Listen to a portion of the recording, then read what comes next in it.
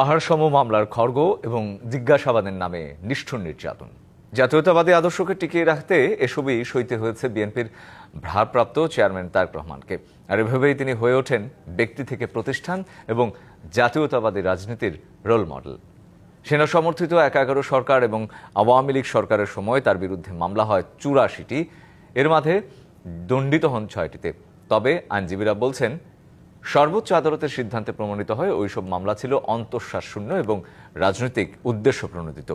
সংক্ষেপে তুলে ধরা হলো তারেক রহমানের সংগ্রামমুখর রাজনৈতিক জীবনের হার না মানা গল্প।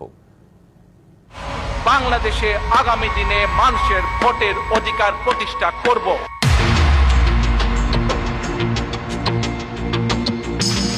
শহীদ প্রেসিডেন্ট জিয়াউর রহমান এবং বিএনপি চেয়ারপারসন খালেদা জিয়ার বড় ছেলে বিএনপির ভারপ্রাপ্ত চেয়ারম্যান তারেক রহমান।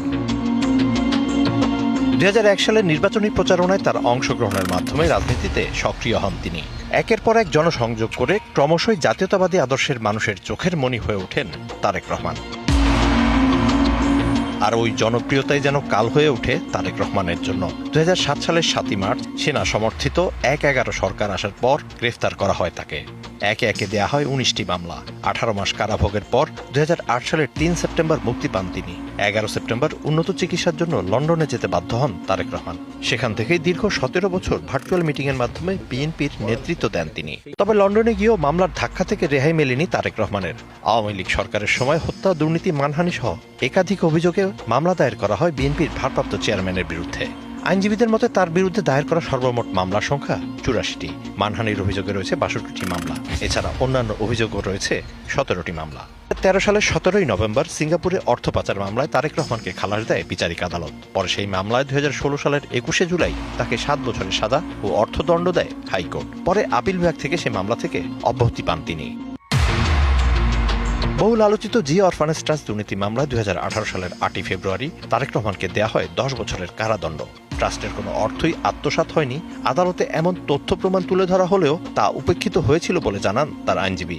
যে টাকা উপরে তারেক রহমানও হাত দেন নাই এবং বেগম খালেদা জিয়াও হাত দেয় নাই, তো যে টাকা কোনোভাবেই তসরুফ হয় নাই, সেই টাকা নিয়ে কোনো কাউকে জেল দেওয়া যায় এবং কনভিকশন দেওয়া যায়।